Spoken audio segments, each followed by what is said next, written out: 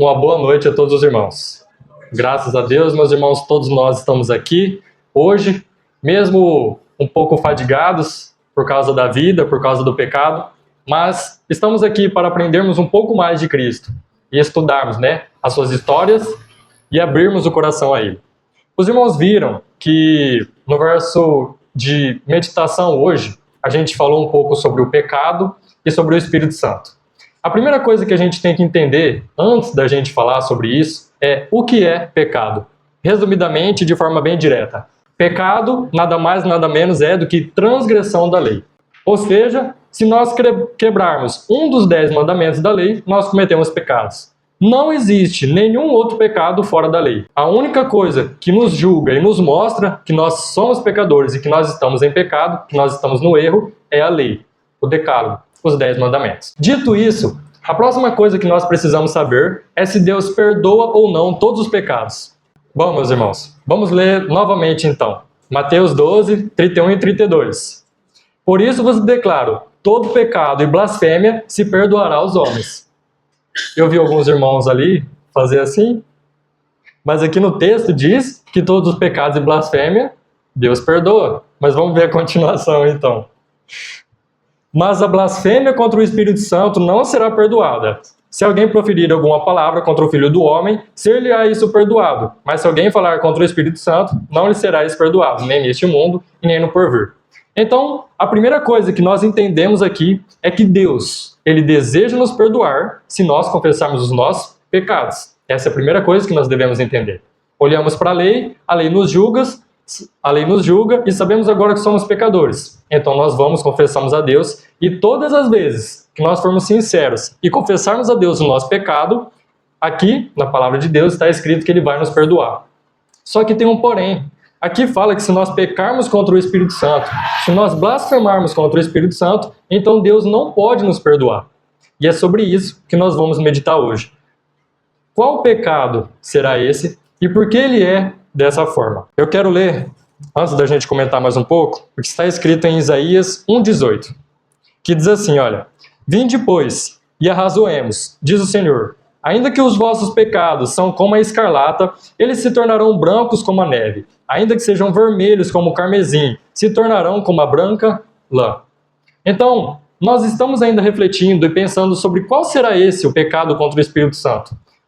Mas se nós formos olhar no passado e ver nesse texto aqui, a gente entende que, de certa forma, parece que é um pouco difícil, pecar contra o Espírito Santo. Porque falou aqui que mesmo que os nossos pecados sejam de cor escarlata, ou seja, mesmo que a gente vá muito fundo no poço, mesmo que a gente faça muitas coisas erradas, se nós pedirmos a Deus o sincero perdão e o sincero arrependimento, Ele ainda vai nos perdoar. Nós conhecemos as histórias dos protagonistas da Bíblia.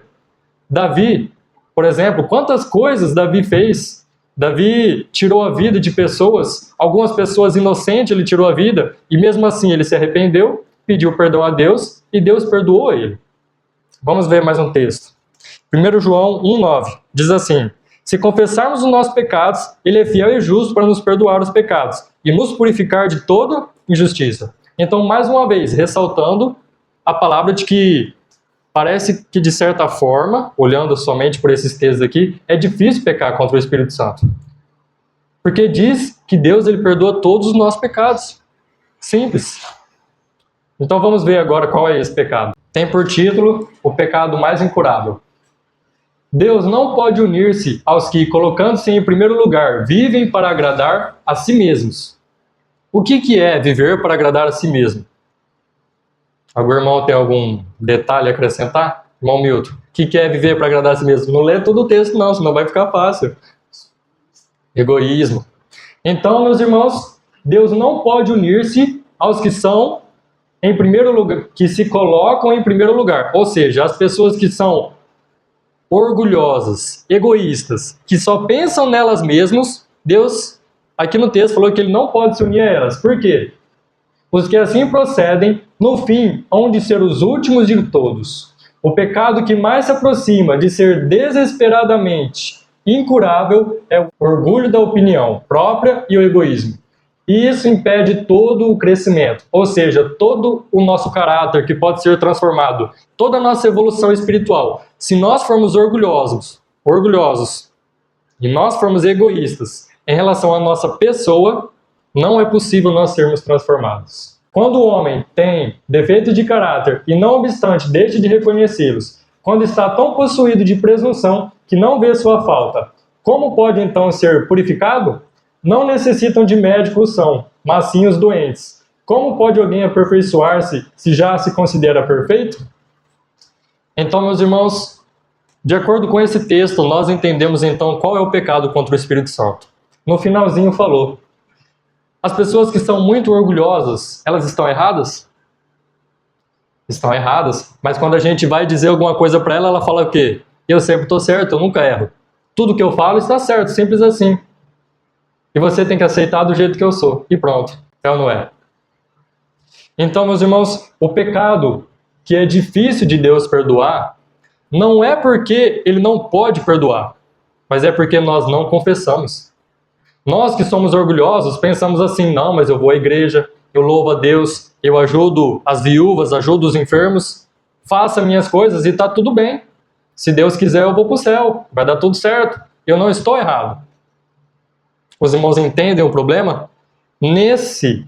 Nessa vida, essa pessoa, nós que estamos sendo orgulhosos, não nos achamos em condição de pecadores. Então o Espírito Santo ele não pode trabalhar com a gente. Porque qual que é o trabalho do Espírito Santo?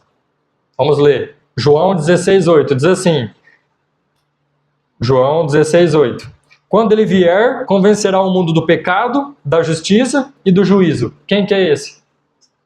O Espírito Santo. Então o Espírito Santo ele nos convence do pecado, da justiça e do juízo. É Ele que nos ajuda a sermos transformados. É Ele que molda o nosso caráter.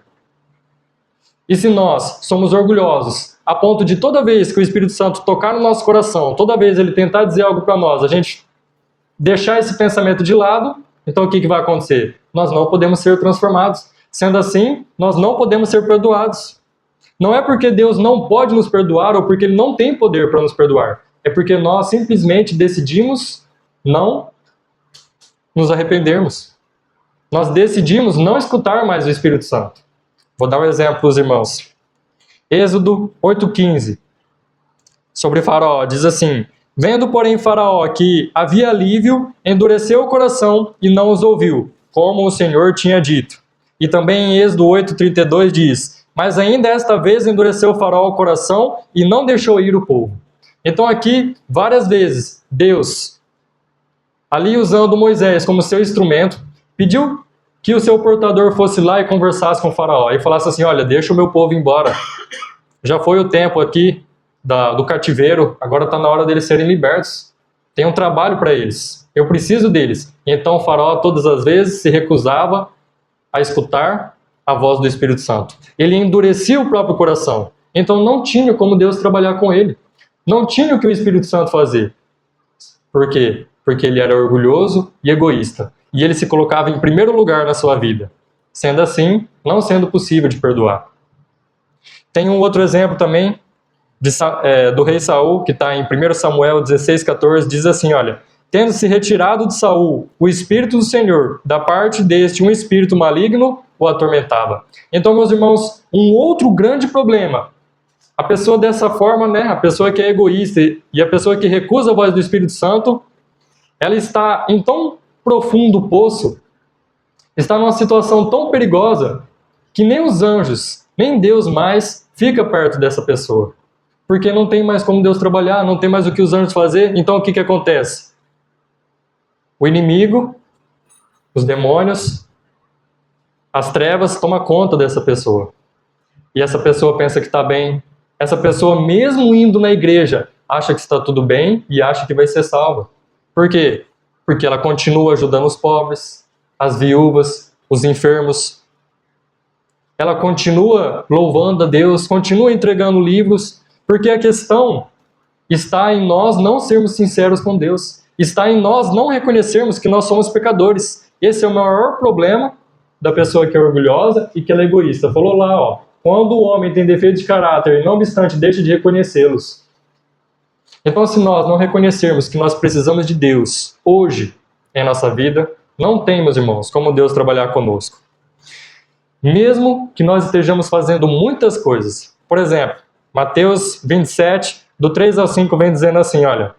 Então Judas, o que o traiu, vendo que Jesus fora condenado, tocado de remorso, devolveu as 30 moedas de prata aos principais sacerdotes e aos anciões, dizendo, pequei, traindo sangue inocente. Eles, porém, responderam, que nos importa? Isso é contigo. E então Judas, atirando para o santuário as moedas de prata, retirou-se e foi enforcar-se. Então os irmãos podem pensar assim, mas é porque eu estou num lugar que a igreja é fria, os irmãos não são animados. A falta está nas outras pessoas, não está em mim. Irmãos, aqui a gente vê o caso de Judas. Judas, ele andava com Jesus. Será que no nosso mundo hoje existe oportunidade tão grande assim? Igual a que Judas teve, de andar com o próprio Criador? Por isso que é o pecado mais incurável. Porque Deus, ele pode vir aqui e ficar do nosso lado, e mesmo assim nós não sermos salvos. Mesmo a gente estando ao lado dele e acreditando que vamos ser salvos, se nós não formos sinceros e humildes e arrependermos do nosso pecado, não tem como Deus nos salvar. Fazendo um paralelo com a história de João. João era uma pessoa conhecida como João do Trovão. E após ele andar com Jesus e reconhecer que ele era pecador, mas que Deus podia transformar ele, ele se tornou o quê? Discípulo amado. De certa forma, o João do amor. Aquele que era o João do Trovão virou o João do amor. Então, meus irmãos, tudo depende de nós. Tudo depende de nós tomarmos uma decisão. Olha o que está escrito em 2 Coríntios 6:2. Porque ele diz, no tempo aceitável eu te ouvi, e no dia da salvação te socorri. Eis agora o tempo sobremodo oportuno. Eis agora o dia da salvação. Então, para todos os que estão ouvindo essa mensagem, todos nós, meus irmãos, temos os nossos erros. Por mais que nós acreditemos e achamos que estamos certos, se nós não orarmos e pedirmos a Deus para Ele mostrar o nosso pecado, se nós não estivermos vendo, se nós não pedirmos a Deus para Ele nos dar um arrependimento sincero, se nós não pedirmos a Deus para Ele transformar o nosso coração e moldar a nossa vida, então, meus irmãos, tudo foi em vão. Porque do que adianta nós virmos até a casa de Deus, do que adianta nós termos tantas boas obras, se nós não reconhecemos que a falta está em nós? Já finalizando, para o último texto, Apocalipse 3:20, diz assim, olha, eis que estou à porta e bato. Se alguém ouvir a minha voz e abrir a porta, entrarei em sua casa e cearei com ele, e ele comigo. Então, meus irmãos, todos nós escutamos a voz do Espírito Santo. Todos nós que estamos aqui e todas as pessoas que estão ouvindo essa mensagem, todos nós sabemos o que é certo. Mas só depende de nós aceitarmos que estamos errados. Não é mesmo? Só depende de nós.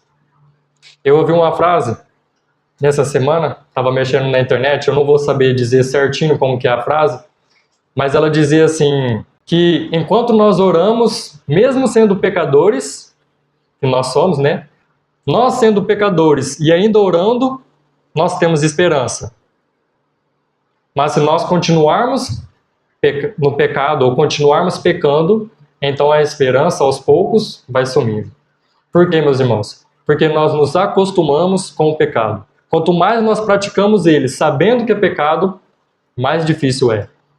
Mas mesmo assim, se toda vez que nós praticarmos o pecado, nós nos lembrarmos que Deus pode nos perdoar, e nós nos lembrarmos que nós somos pecadores, ainda há esperança. Porque nesse exato momento o Espírito Santo tem tocado no nosso coração e tem falado, filho, ainda tem tempo.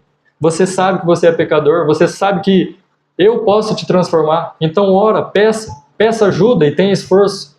E então tudo vai dar certo. Amém? Esse era meu desejo de oração a cada um dos irmãos. Que Deus possa abençoar a todos.